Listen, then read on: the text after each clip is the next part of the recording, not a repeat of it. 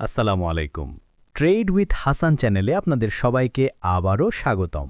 আমি হাসান, আর আজকের ভিডিওটি ফরেক্সের সবচেয়ে বেসিক কিন্তু সবচেয়ে গুরুত্বপূর্ণ দুটি শব্দ নিয়ে, পিপস এবং লট। আপনি যদি ফরেক্সের নতুন হন, তাহলে আজকের ভিডিওটি আপনার ট্রেডিং লাইফের টার্নিং পয়েন্ট হতে পারে। চলুন তাহলে ধীরে ধীরে শিখে নেই। পিপস কি? ফরেক্স ট্রেডিংয়ে পিপ হল দামের সবচেয়ে ছোট পরিবর্তন, মানে এক কারেন্সি পেয়ারের দাম উপর নিচে যতটুকুই মুভ করে সেই ক্ষুদ্র পরিবর্তনকেই আমরা বলি পিপস। সহজ উদাহরণ, ধরুন ইউরো ইউএসডির দাম এখন 1.1000, একটু পর দাম হল 1.1001। এখানে পরিবর্তন হচ্ছে 0.0001। এই 0.0001 হচ্ছে এক পিপ, মানে দাম এক পিপ উপরে উঠেছে। আরেকটা উদাহরণ, জিবিপি/ইউএসডি 1.2500 বাড়ল 1.2515, মোট পরিবর্তন 0.0015 সমান 15 পিপস।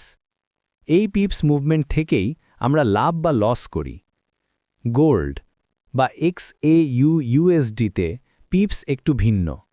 গোল্ডে দাম পরিবর্তন হয় এভাবে: 23500.00, 23500.10। এখানে 0.10 সমান এক পিপ। গোল্ডে ভ্যালু বড়। লট কি? লট হল আপনি কত পরিমাণ ভলিউম দিয়ে ট্রেড করছেন তার পরিমাপ, মানে আপনি কত বড় ট্রেড ওপেন করছেন সেটাই লট দিয়ে বোঝানো হয়। ফরেক্সে সাধারণত 3 ধরনের লট আছে। 1. স্ট্যান্ডার্ড লট = 1.00। এটি সবচেয়ে বড় ভলিউম। 1 লট অর্থ 1 লক্ষ ইউনিট বেস কারেন্সি। 2. মিনি লট = 0.10। 0.01 লট মানে 10,000 ইউনিট। 3. মাইক্রো লট = 0.01। 0.01 লট মানে 1000 ইউনিট। নতুনরা সাধারণত এটি দিয়েই ট্রেড শুরু করে। এখন গুরুত্বপূর্ণ বিষয়, পিপস ভ্যালু। একটি পিপের দাম কত? এটা নির্ভর করে আপনি কোন লটে ট্রেড করছেন। ইউআর/ইউএসডি এর উদাহরণ দেই। 1. স্ট্যান্ডার্ড লট = 1.00। এক পিপ মুভ হলে লাভ লস হবে $10। 2. 0.01 মিনি লট = $1। 3. 0.01 মাইক্রো লট = $0.10।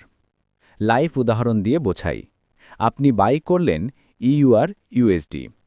লট = 0.10, দাম উঠল 20 পিপস, তাহলে আপনার লাভ 20 পিপস × $1 = $20। লট বড় হলে লাভ বেশি, তবে লট বড় হলে রিস্কও বেশি। গোল্ডে অর্থাৎ XAUUSDতে পিপস ভ্যালু 0.01 গোল্ডে এক পিপ = $0.10। কিন্তু গোল্ড খুব দ্রুত 50 থেকে 100 পিপস মুভ করে, তাই এখানে রিস্ক অনেক বেশি। গুরুত্বপূর্ণ সতর্কবার্তা, রিস্ক ম্যানেজমেন্ট। ফরেক্সে পিপস এবং লট না বুঝে ট্রেড করা মানে চোখ বেঁধে গাড়ি চালানোর মতো। শুধু সিগন্যাল বা দামের দিকে তাকালে চলবে না। আপনাকে জানতে হবে কোন লটে ট্রেড করলে কত লস হতে পারে, আপনার ব্যালেন্স কতটা রিস্ক নিতে পারে, পিপস মুভমেন্ট কিভাবে কাজ করে।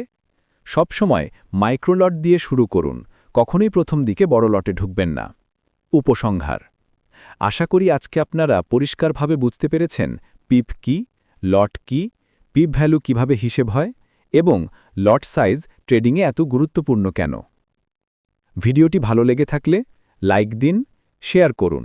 আর ফরেক্স শিখতে চান তাহলে অবশ্যই সাবস্ক্রাইব করুন ট্রেড উইথ হাসান। যে কোনো ফরেক্স সম্পর্কিত সাহায্য পেতে টেলিগ্রামে যোগাযোগ করুন। পরের ভিডিওতে দেখা হবে নতুন টপিকে। আল্লাহ হাফেজ।